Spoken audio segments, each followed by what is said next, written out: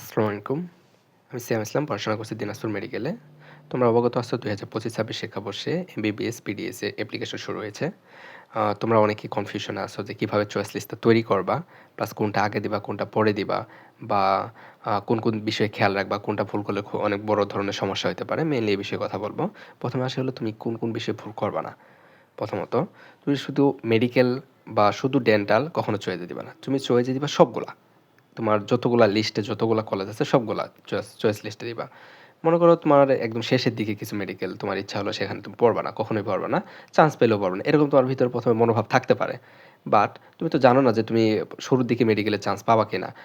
তোমার প্রিপারেশন যতই ভালো হোক না কেন, দেখা যাবে যে কোনো একটা সার্কামস্টেন্সে তোমার নাম্বার কম আসতে পারে। সেক্ষেত্রে দেখা যাবে কি তুমি চয়েস লিস্টে কলেজের সংখ্যা কম রাখছো, তাহলে দেখা যাবে যে ওই নাম্বার দিয়ে অন্য কেউ যে সবগুলো কলেজ চয়েস লিস্টে দিছে সে চান্স পেয়ে যাবে, কিন্তু চান্স পেয়ে যাবে না। এই ঘটনাটা প্রতি বছরই ঘটে যে ভালো নাম্বার পাইছে, কাট মার্কসে ভালো নাম্বার পাইছে, বেশি নাম্বার পাইছে, কিন্তু তারপরেও কোনো কলেজ অ্যালোটেড হয় নাই। আচ্ছা, তাহলে তুমি সবগুলো কলেজই চয়েস লিস্টে রাখবা, সবগুলো ডেন্টালি রাখবা। আর আরেকটা বিষয় খেয়াল রাখতে হবে যে তুমি কোন ভার্সনে তুমি পড়াশোনা করছো, কোন ভার্সনে পরীক্ষা দিতে চাও। লাইক তুমি বাংলা ভার্সন পড়াশোনা করছো, কিন্তু এখানে কোশ্চেনে ভার্সন সিলেক্ট করার সময় যদি ইংলিশ দাও, তাহলে তোমার কোশ্চেনটা দেবে ইংলিশে। এখন ইংলিশে তো তুমি সব টার্মিনোলজি জানো না, বাংলাতে যেটা সহজ সেটা ইংরেজি একটু ওই টার্মিনোলজি না জানা থাকলে তুমি এটা আনসার করতে পারো না। তাহলে তোমার ইংরেজি ভার্সন বা বাংলা ভার্সনটা ভালোভাবে করবা, খেয়াল রাখবা।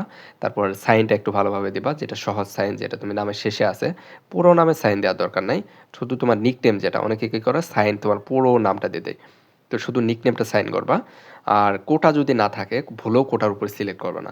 কোটায় যদি সিলেক্ট করো, তুমি যদি চান্স পাওয়ার মতো নাম্বার পাও, মনে করো যে ডিএমসি চান্স পাওয়ার মতো নাম্বার পাইছো, কিন্তু তোমার কোটাতেও সিলেক্ট করছো, তো কোটা তোমার কোনো ডকুমেন্ট যদি তুমি শো করতে না পারো, তাহলে তোমার কিন্তু ওই চান্স পাওয়ার মতো নাম্বার থাকলেও তোমার ভর্তি বাতিল হয়ে যাবে। আচ্ছা, তারপরে আসি তোমরা মেডিকেল কলেজগুলো কিভাবে চয়েস লিস্ট সাজাবা। আমি মেডিকেল কলেজগুলোকে ৫টা ক্যাটাগরিতে ভাগ করছি। প্রথমে আছে হলো এ ক্যাটাগরি। এ ক্যাটাগরি বলতে ঢাকার ভিতরে যে মেডিকেল কলেজগুলো আছে সেগুলো এ ক্যাটাগরিতে রাখছি। প্রথমে আছে হলো ডিএমসি, ডিএমসি পরে হলো সলিমুল্লাহ, তারপরে হলো শহীদ সোহরাওয়ার্দী মেডিকেল কলেজ, তারপর হলো মুগদা মেডিকেল কলেজ। এই ৪টা তুমি শুরুতে রাখবা, কারণ সবার ইচ্ছা থাকে ঢাকার ভিতরে পড়াশোনা করার। এরপর আসি হলো বিভাগীয় মেডিকেলগুলো টাইপ বি এর ভিতরে। বিভাগীয় মেডিকেল, এখন তুমি যে বিভাগের আন্ডারে আছো সেই মেডিকেলে তুমি শুরুর দিকে দিতে পারো। তার মধ্যে ময়মনসিংহ, তারপরে হলো ময়মনসিংহ মেডিকেল, তারপর চট্টগ্রাম মেডিকেল, এগুলোর একটু প্রায়োরিটি একটু বেশি থাকে। তো ময়মনসিংহ মেডিকেল, চট্টগ্রাম মেডিকেল, তারপর রাজশাহী, তারপর তুমি যদি সিলেট অঞ্চলে হও তাহলে সিলেট এমএজি, তারপর Sher e Bangla medical college, Rangpur medical college, এগুলো তুমি টাইপ বি এর ভিতরে এই সিরিয়ালে তুমি সাজাইতে পারো। তারপর আসে হলো টাইপ সি। এগুলা মূলত টাইপগুলো করা হয়েছে মূলত প্রায়োরিটি বেসিসে। আরেকটা বেসিস হলো কখন স্থাপিত হয়েছে, কত বছর পুরানো। পুরাতন হলে সুবিধা হয় কি, পুরাতন হসপিটালগুলো থাকে ভালো, হসপিটাল ভালো থাকাচ্ছে এখানে রোগীর সংখ্যা অনেক বেশি হয়।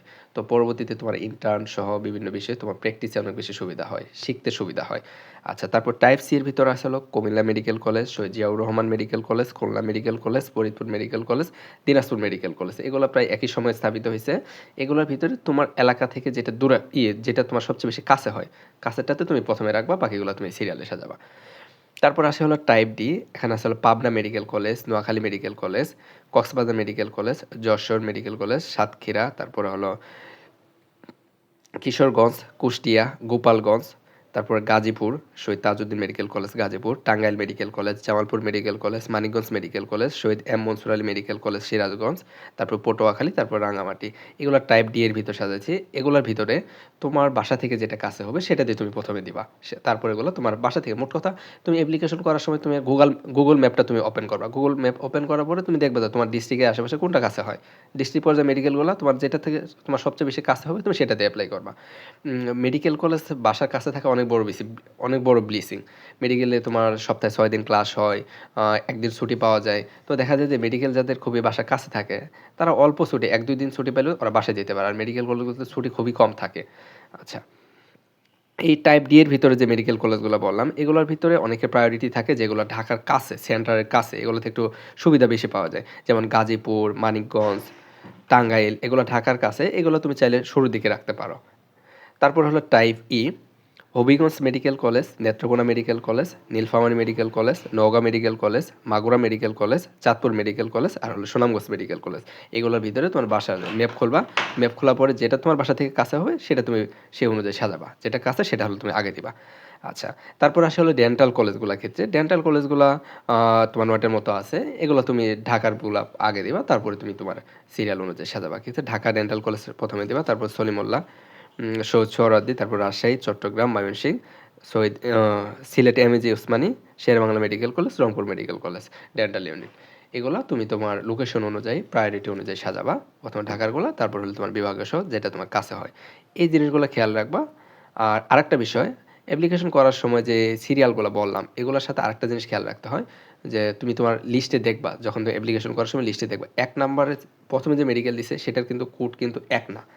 যেমন ঢাকা মেডিকেলের জন্য কোড হলো তোমার ১১, তারপরে হলো তোমার সলিমুল্লাহ মেডিকেলের জন্য কোড হলো তোমার ১৮। এই যে সাইডে যে একটা কোড থাকে, তুমি এই কোডটা মেইনলি ওখানে শো করতে হয়। এই কোডটা খেয়াল করে তুমি ওখানে সাজাবা, ওখানে এই সিরিয়াল অনুযায়ী সাজাবা। আরেকটা বিষয়, অ্যাপ্লিকেশন করার পরে তোমাদের সেন্টার দিতে হয় যে তুমি কোন কেন্দ্রে পরীক্ষা দিতে চাও। এখানে ২টা বা ৩টা সেন্টার দেওয়া যায়। সেন্টার কোড দিয়ে তারপর মেসেজিং করতে হয়। তো তোমার বাসা থেকে যেটা কাছে, তুমি তুমি মনে করো যে তুমি ঢাকায় পরীক্ষা দিবা, তুমি ঢাকাতে আসো, তোমার ঢাকায় হলো বাসা, তুমি কিন্তু সিলেক্ট করে ফেলছো তোমার চিটাগাং মেডিকেল কলেজ বা ময়মনসিংহ মেডিকেল কলেজ, ওইখানে দিয়ে দিছো। তাহলে তোমার জন্য ওইখানে পরীক্ষা সেন্টারে যাওয়া অনেক বেশি টাফ হয়ে যাবে। সেজন্য তোমার বাসা থেকে যে সেন্টারটা সবচেয়ে বেশি কাছে হবে তুমি সেটা দিবা, সেই মেডিকেলটা দিবা। ঠিক আছে? That's all. All the best.